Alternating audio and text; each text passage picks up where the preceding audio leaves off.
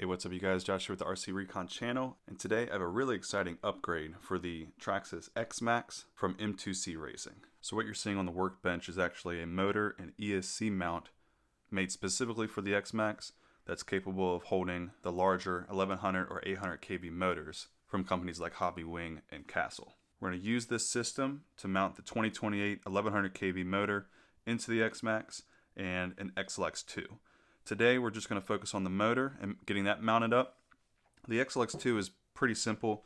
There are hole patterns cut within this plate for many different ESCs. The XLX2 has 4 screw holes on the bottom of it, and it should use these outer 4 right here. Now all of this was packaged really nicely into this box here, and if you're curious how much this was at the time of this video, this is in US dollars.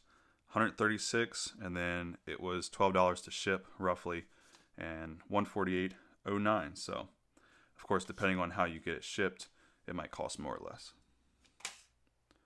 All right, let's get this opened up. So really nice piece of aluminum here. Feels really strong.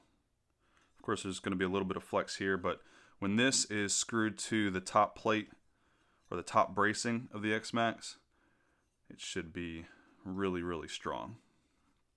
So there's that. We've got some hardware and a zip tie for the ESC if you need it. They do mention once you get this mounted on top of those bars on the XMaxx that you should zip tie it in a couple different spots.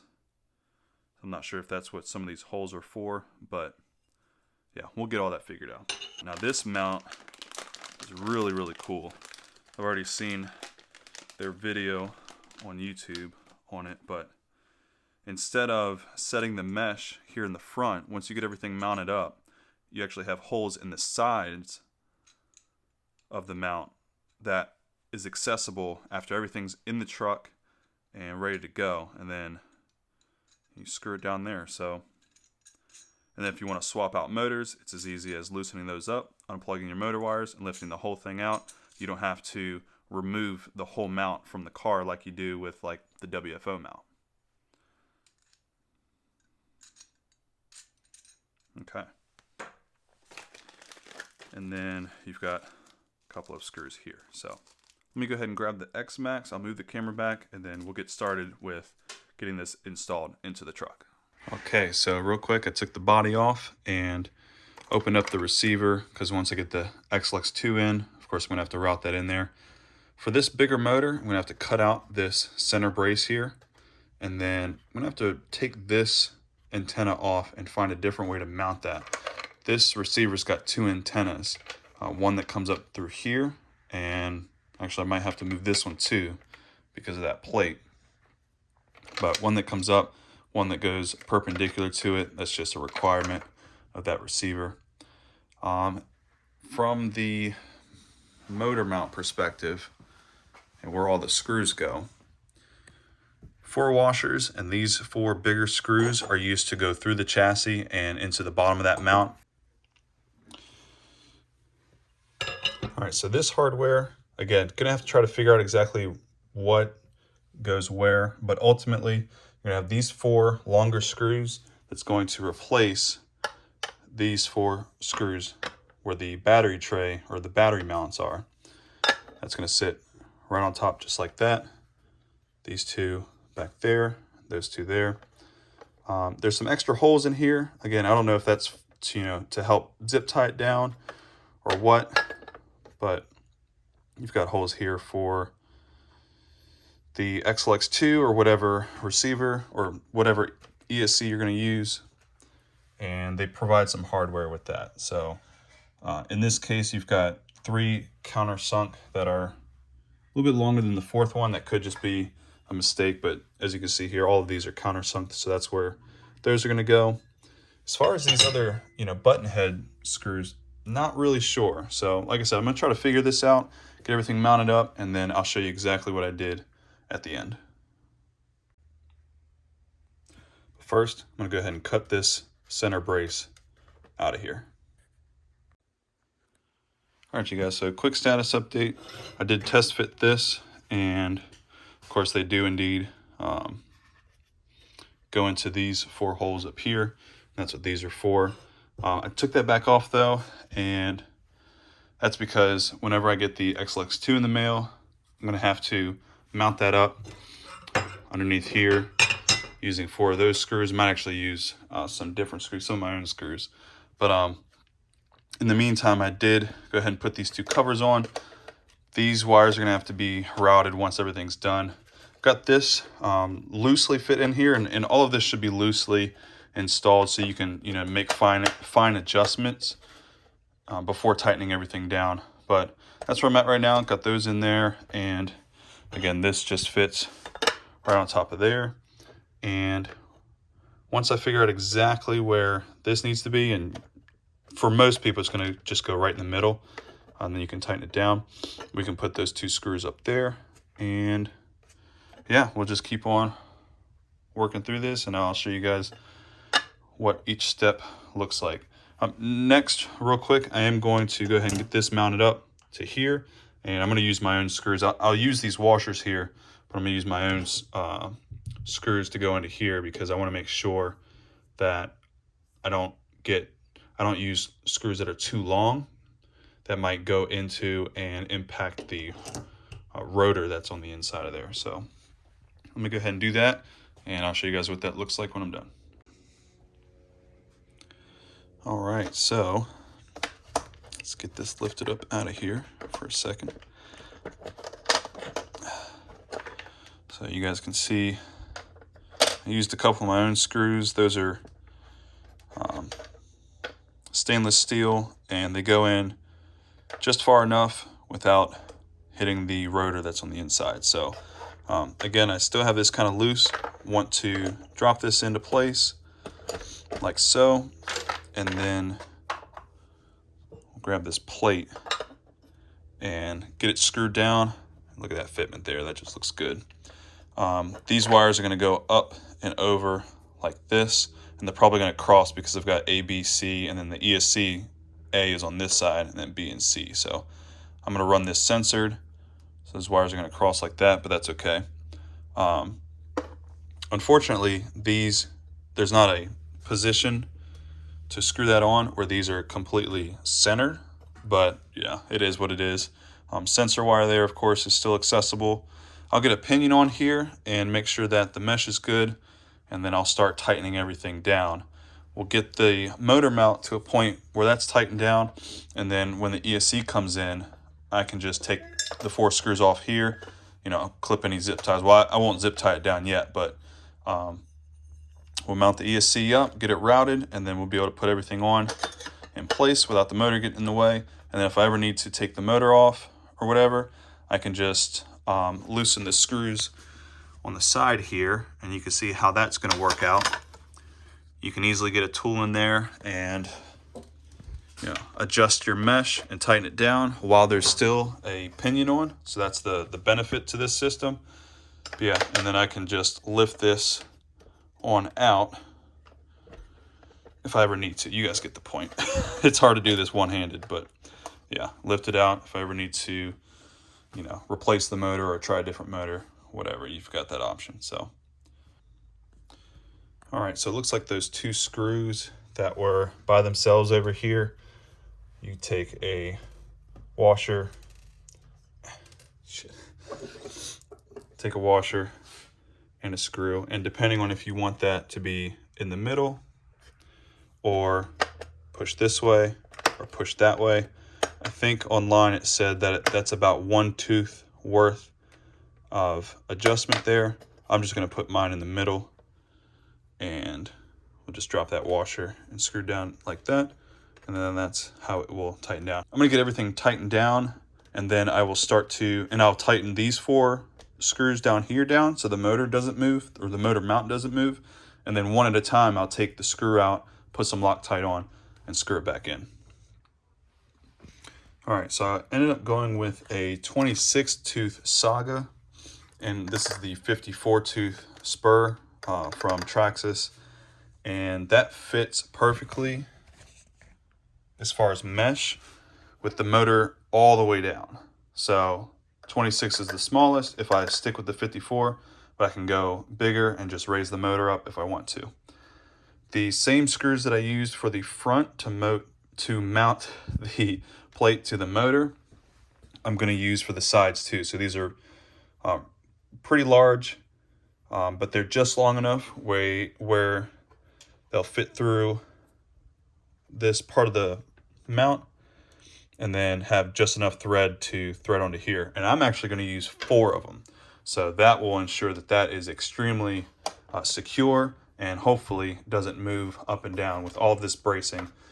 Whenever you land, hopefully that doesn't shift and move around. So next thing I'm going to do is go ahead and just make sure these are tight all the way.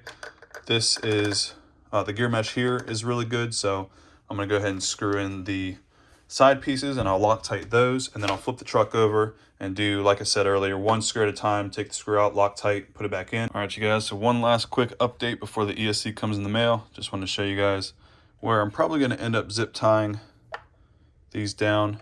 I don't have one there. I'll show you why in a minute. Here, instead of using a zip tie here, because there's a screw right there, I use that for the antenna, and that, hopefully you guys can see that. Terrible camera work here. That's for the antenna wires coming out. Let's get this focused. All right, and then another zip tie there. I don't know if that one's going to stay or not, but on the other side,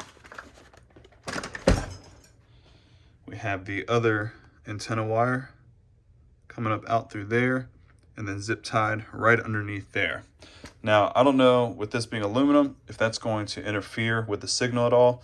Of course, when I drive it, I'll drive it pretty far away, see if it still has signal. If it does, then we're good. If not, then I'll figure out a different spot for that. But I think this arrangement makes it a pretty clean setup overall. So again, waiting for the ESC, and then we'll be able to finish everything up.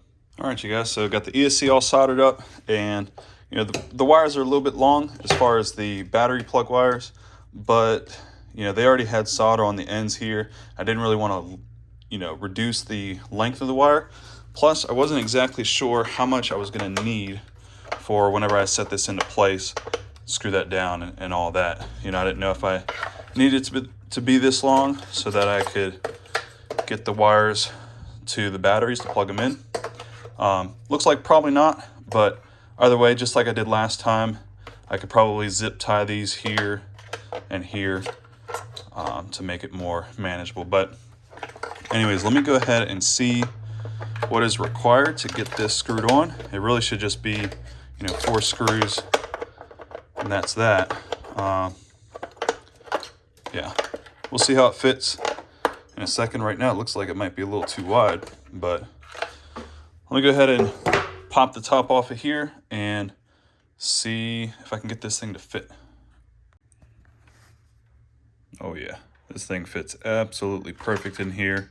Just got to use these holes here to screw it down, and that's going to be fantastic. And luckily, that antenna wire fits perfectly right there as well. It should, you know, there's no reason it shouldn't, but all right, let me go ahead and get this screwed down. I'm gonna use a little bit of Loctite on these screws, make sure it doesn't go anywhere. All right, so I just got finished hooking everything up and getting it calibrated with the Castle Bluetooth link.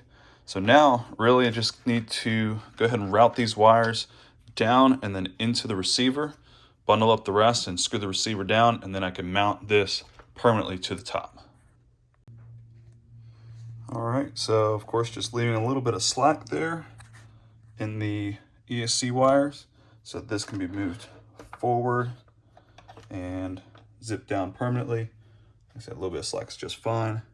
We want that to loop around and go underneath there without a hitch. So plus up here, you gotta be careful not to pull this too tight, because then this could bend the pins that the ESC wires connect to. You definitely don't want to do that. So slack is good. You know what? I knew I was smart sometimes. I apparently had ordered an extra Practical Proto Solution switch mount, so I did not have to steal off the Limitless. This will go right on here. Not sure which spot I want the switch at, but it's probably just going to go over here on this side. Alright, you guys, there you have it. It's in. Last thing I gotta do really is just put in a couple zip ties around the bar here, but that's on. Let's go ahead and turn this on.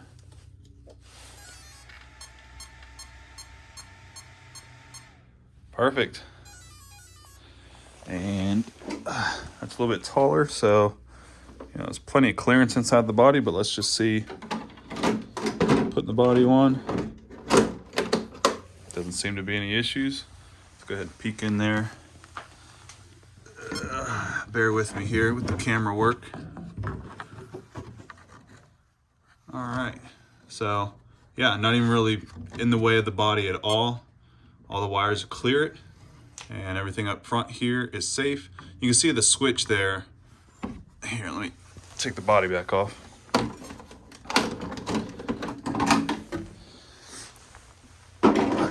The switch, I've just spun the wires or twisted the wires up so that it stays up and out of the way, but still pretty free, so I'm not putting any tension here. I got no tension on these wires. They're a little stiff right now because it's cold out here, but yeah, still loose so that there's no pulling there. And really the only exposed wire is that sensor wire that's just bundled up down there, which is totally fine. The noise y'all heard just now was just the steering. I bumped into that. So yeah, everything works great. There's that screw I lost. I was gonna turn the truck upside down to find it, but yeah, they give you 3 tiny screws for that switch in case you lose one like I did momentarily. But yeah, that's it. Everything's done. Looks great, and I'm not gonna be able to run it today because, like I said, it is cold and it is about to be dark. So the next warm day, I will run it, and you guys will see that. That'll be all in this video. All right, last little update before we actually run it. I did go ahead and run the zip ties in here like that. Didn't have one over here because that's where the antenna's coming out, and one more right under here. So that should really keep that in place. Lastly, I did go ahead and route the wires this way and loop them around like that. Zip tied it up here so it doesn't move around, and that's because when they were the other way and the wires were just connected up here, I picked the truck up and dropped it, and those were kind of flapping around, and I know that I'm going to be jumping this and didn't want to risk those being unplugged or being damaged and jump. So this is the way that I've got it. Oh yeah, lots of power.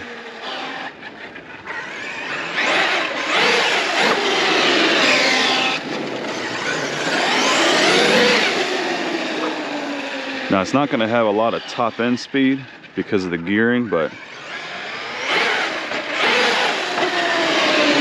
definitely has plenty of power to do wheelies whenever.